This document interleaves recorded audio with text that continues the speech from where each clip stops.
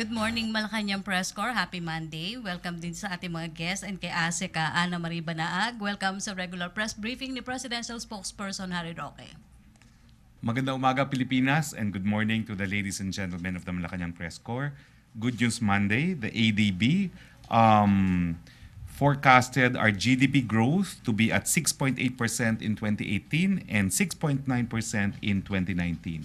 The multilateral bank sees rising investments and labor productivity as major drivers in the economy's robust domestic growth.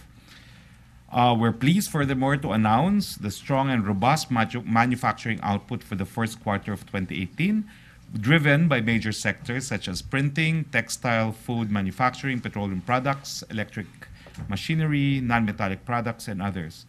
According to the monthly integrated survey of selected industries, the MISSI of the Philippine Statistics Authority, the value of production index for manufacturing displayed an increment of 12.8% in March 2018 compared to 11.8% in the same period of last year.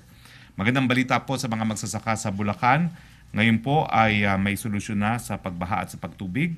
The National Irrigation Authority led the groundbreaking ceremony and capsule laying of the 990 million Bulo Small Reservoir Irrigation Project in Doña Remedios, Trinidad, Bulacan.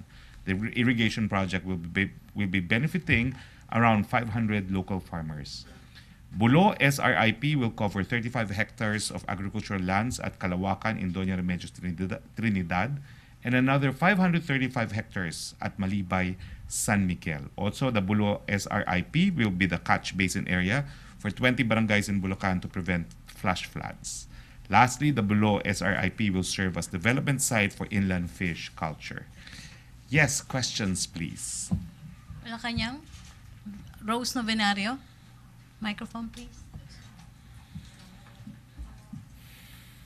Sir, good morning. Good morning, Rose. Bago po tayo nagsimula, parang may breaking news na nagsabit na raw po ng courtesy resignation si Mr. Teo. Thank you. Sir, take two. Sir, bago po tayo nag-start, may breaking news po na nagsubmit na raw po ng courtesy resignation si Mr. Teo sa TIEZA. Ang pagkakaintindi ko po, and I promise to clarify whether or not nandun pa nga po si TIEZA, apparently si Mr. Teo po was an appointee of President Aquino in the TIEZA, and he has long tendered his resignation. Pero wala pa pong kapalit, kaya daw po nandoon pa siya. Pero ngayon po daw ata, sinabi niya na hindi na talaga siya pupunta sa mga meetings. No? Ang natatakot lang daw po siya ay yung dereliction of duty, no? Yung dahil pag wala pang kapalit, baka naman sabihin bakit mo binakante. No? So yes, I heard what you heard, that he will stop going to the board meetings of TIEZA. Ano po yun? Synonymous po yun sa irrevocable resignation? Well, I suppose, no? Kasi ang inaantay lang naman daw niya yung kapalit niya, no? So, that would be an irrevocable resignation. I just heard it like you over the radio. Sir, thank you. Sir, kailan daw po yun nangyari, yung kanyang irrevocable Hindi ko po alam kasi resignation? doon ko lang sa radyo rin narinig few minutes before this press briefing. I also heard that the Teo family will return the 60 million. I heard it like you over the radio. Sir, as a lawyer, yung pong pagbabalik ng ng halaga na parang inakusa sa inyo na ninakaw nyo, ano po yung magiging kaso nun? Unang-una, wala naman po atang nagsasabi na nakaw. No? May mga nagsasabi na nepotism, may nagsasabi na violation of anti-graft. Pero mixed signals po tayo dyan dahil nagkaroon po ng desisyon ng Korte Suprema, di ba, doon sa Garcia, no? Na nung una, pinagbawal, tapos inallow din. So it's a matter po that we have to look into in line with existing jurisprudence na pabale-balentong din minsan. Minsan pinapayagan, minsan hindi. So your guess is as good as mine. Pero kung ang tatanungin po kung anong desisyon ng Presidente dito sa isyong to, wala pa po. Dahil itong offer po na ibalik ang 60 million is a breaking development. Siguro po ang Presidente nalaman din sa balita lamang. Thank you. Follow-up question?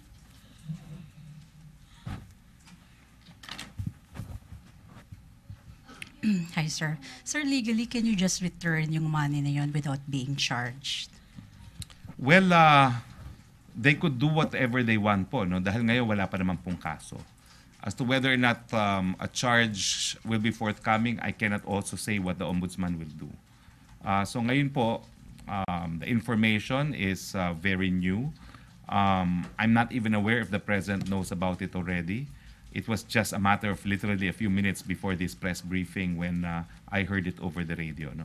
But if you're asking me for my opinion as a lawyer, right now po, I do not know what question you can ask because right now there are no charges, number one. And number two po, I do not know kung kanino nila ibabalik yan and I do not know kung ano magiging ramification ng pagbalik ng halagang yan. Sir, what possible charges yun if yung given the circumstance involving yung PTV and yung BITAN? You know, I think any other lawyer can answer that question, but a spokesperson, I think I'd rather not answer that question. No? Any other lawyer can answer that. Follow-up or other issue? Other issue? Joseph? Hi, sir. Can we go to China? Yes, please. Okay. How much do we know now about the alleged installation? We still do not have verification. Really? Yes. After how many days? Like Friday, Saturday, Sunday? 3? Well, I had a talk with the national security advisor, and he told me that there's a technology that we need that we still don't have to be able to verify it for ourselves. Now, I understand that we could get information from third-party sources, but that would not be first-party verification. How about asking China? I do not know, but that's the last conversation I had with the national security advisor, and this was only last on an ADB affair last Friday. So tayo pa rin yung magko-confirm, we're not going to ask maybe the US because it's the US information? There's still a technology that is awaiting to verify everything. But there is a way of verifying for ourselves. Remember, sir, that China promised, no, that there will be no construction. That's what the president said. Does it? And the information of the U.S. is that this missile defense system has been installed in the past 3 months. So is that like a reneging on the promise of China when they built the missile defense system? I will answer this, but any other further questions that you may have, you will have to direct to the Secretary of Foreign Affairs. This is not a new construction in the sense that what China promised is new reclamations, okay, or artificial islands. So they can build anything except new islands. That's we're the okay with that. promise of China. I'm not saying it's okay, but that's the promise. But your question is this a new construction, which is a breach of China's promise? The promise was as far as new reclamations and new artificial islands are concerned. Okay, that's it for the meantime. May follow-up sa China? China?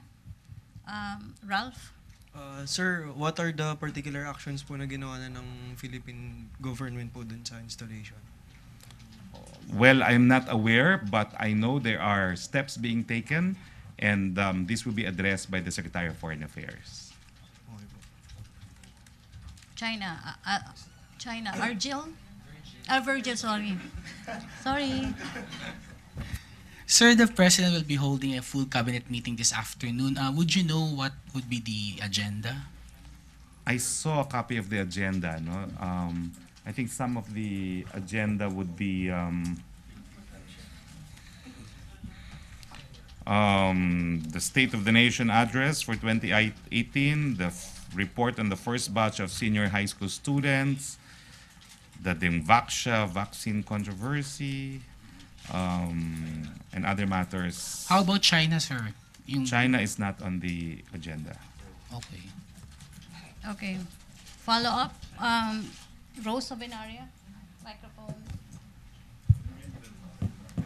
Sir, aattend po kaya invited sa cabinet meeting si Secretary Teo?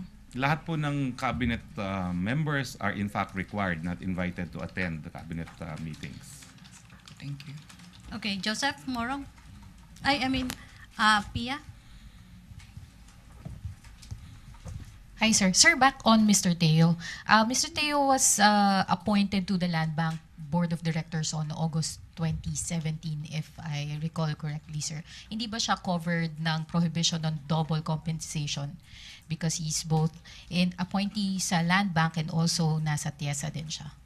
Hindi ko po alam na na-appoint siya sa Land Bank.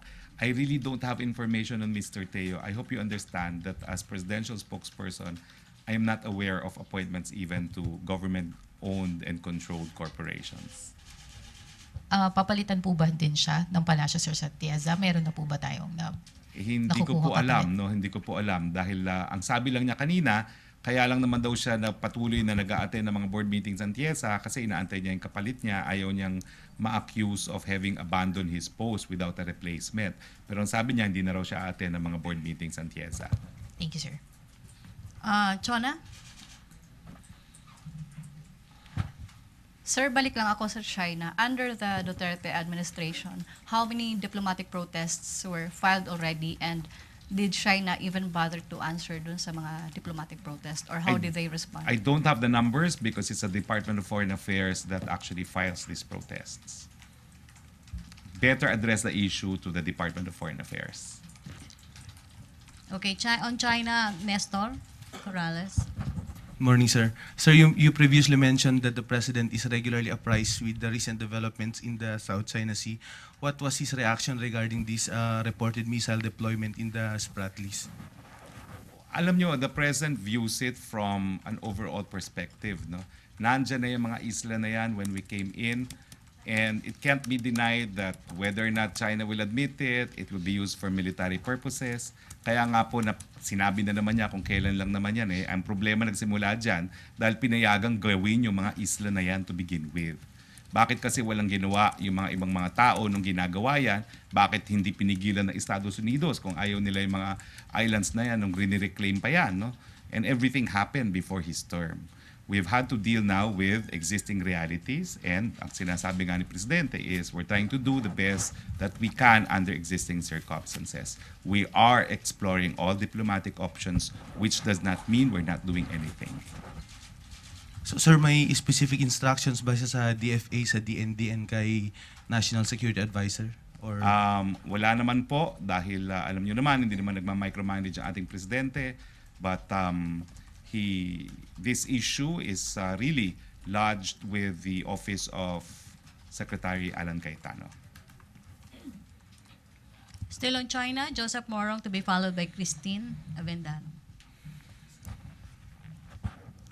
Sir, how do you find the situation where one of the missile defense system is in Panganiban Reef, which is basically technically ours under the tribunal award?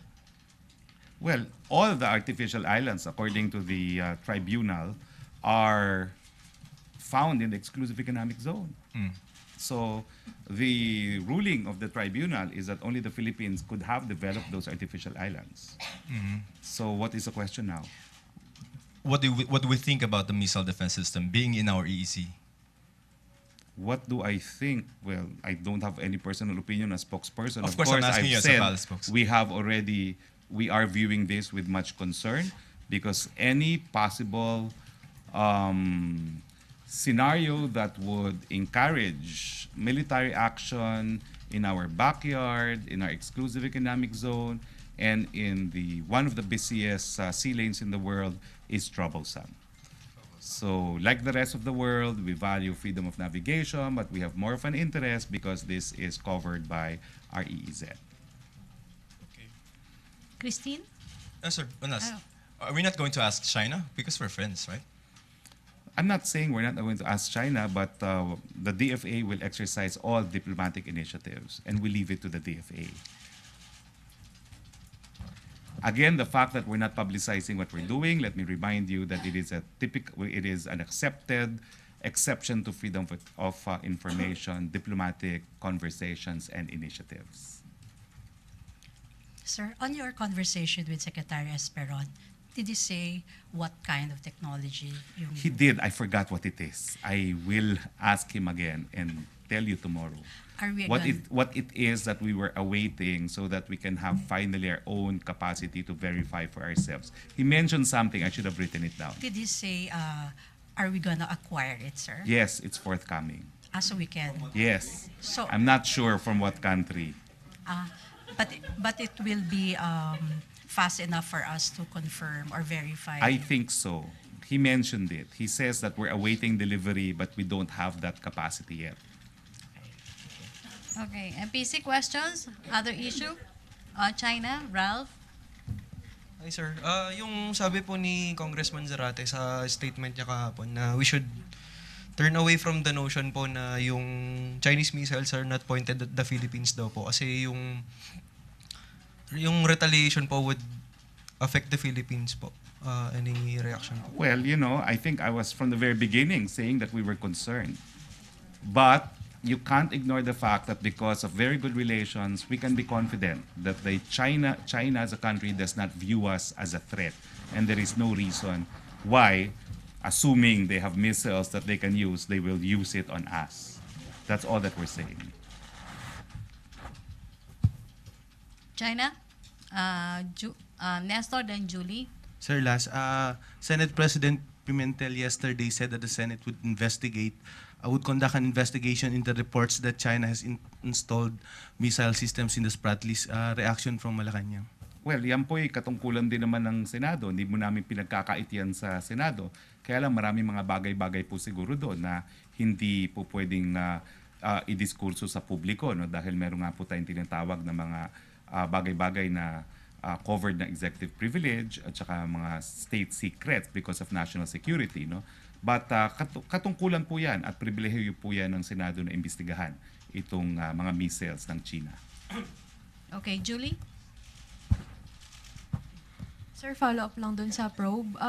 Are you not afraid na baka ma-jeopardize yung friendship natin with China kung may pronouncement na yung Senate at House natin na we want to investigate the missile deployment? Well, itong investigasyon naman po nila is in aid of legislation. So tignan po natin kung anong mga bagong batas na mababalangkas na magre-resulta dahil sa kanilang investigasyon ng missiles na ito sa mga islang ito. Sir, follow-up. Sabi po ni former Foreign Affairs Secretary Del Rosario na he thinks it's about time that the country review its foreign policy, particularly differentiate yung promised benefits of China against yung national security natin. Your take on that, sir? Well, that's his opinion, but the president has taken steps towards an independent foreign policy. I fully support that. The nation supports that, and it has resulted in tangible results. Napakadami pong benepisyong nakalap ng Pilipinas dahil dito sa independenteng panglabas na relasyon natin. Kasama na po dyan na wala ngayong banta sa seguridad ng Pilipinas. Lahat po sila kaibigan natin. At napakadami pong mga bansa ngayon na nagbibigay sa atin ng tulong na dahilan na nagiging napakalakas ng ating ekonomiya ngayon. Okay. No more questions? MPC? Okay. Joseph? On other issues. Gulat ang bilis. Tapos na ang Wanda, tapos na ang China. Okay. Sir, konti lang sa China. Hindi ba yun betrayal of trust, sir? Because some are saying it's a betrayal of trust. No. Why? I do not know why it's even betrayal of trust. Why is it betrayal of trust? Hindi ko po alam bakit betrayal Kasi of trust. sabi nila, reclamation lang naman yung sinabi nilang hindi nila gagawin. But it's a missile defense system, so it's not reclamation. So therefore, it's not a breach of trust. Hindi naman natin sinasabi wala tayong ginagawa eh. Sinasabi ko lang, hindi namin pwedeng sabihin kung anong ginagawa. Okay. Pero all diplomatic initiatives are being undertaken. Sige. Sige, sir. It's just like it's not something that we can talk about. Okay. ADB, sir, may statement na we should avoid, maybe we should be careful about loans from China because may mga history in ibang countries like Maldives, Sri Lanka na may mga debt trap. Where are we going to get the money for the build again? Not really just from China, no? It's from all sources. Ang maganda po dito sa independent foreign policy ng ating Pangulo ay nag-uunahan yung bansang China at saka Japan na magbigay sa atin ng hindi lang pautang kundi ng mga grants. So kapag nagbigay ang China, hindi po pwedeng hindi magbigay ang Japan. So wala po tayong problema dyan sa warning ng ADB na yan dahil bukas naman ang mga mata natin. At ang ginawa naman natin mula nang nagkaroon tayong independenteng panglabas na relasyon, lahat po naging kaibigan natin dito sa Asia. Hindi lang po ang China, kasama na po ang Russia, kasama na ang India.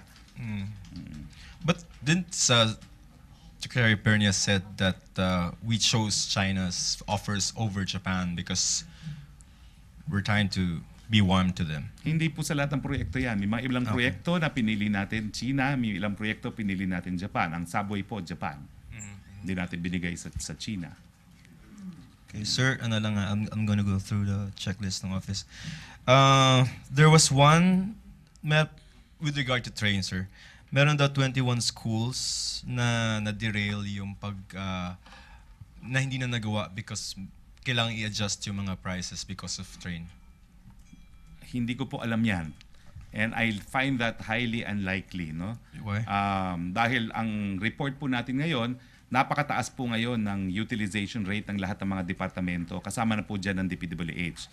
Hindi na po problema ngayon ang underspending. At yan naman po ay crucial para sa tagumpay ng train na magastos talaga yung budget na linaan para sa mga proyekto. Build. Train. Build.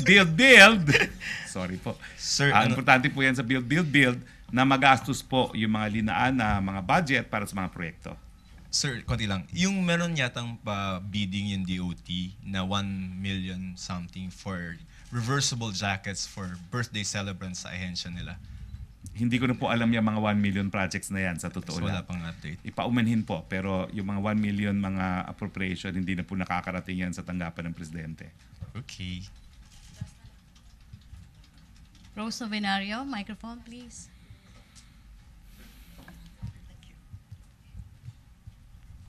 Sir, yung sa PhilHealth po, yung COA report din doon, at saka po yung sulat ng mga empleyado kay Presidente, ano po yung follow-up doon? Well, alam ko po, imbestigahan din po yan ng Presidente. No? Dahil prioridad po talaga ng Presidente na magbigay ng universal healthcare. At talagang kung hindi po malilinis ang hanay ng PhilHealth, hindi po magkakatuparan itong universal healthcare. So ito lang po mapapangako ko po, talagang bibigyan po ng importansya yung paglilinis sa hanay ng PhilHealth. Thank you. Okay, no more questions? MPC? Okay, thank you, Presidential. Last. Daryl. Sir, PhilHealth chief po asked na for her side to be heard by the President. Is the President willing to entertain her, sir? Well, the matter po naman will be, I think, like all controversies, investigated, and everyone will be heard. Okay, thanks, sir. Okay? MPC. Questions? So kung wala na, see you tomorrow. Okay? Okay, maraming salamat, Presidential Spokesperson Harry Roque. Thank you, Malacañang Press Corps, at sa ating mga bisita from London. Back to our main studio sa Radyo Pilipinas and People's Television Network. Talaga ba gusto niyo pang mag-Monday? Wala naman tayong balita pag Monday. Wala.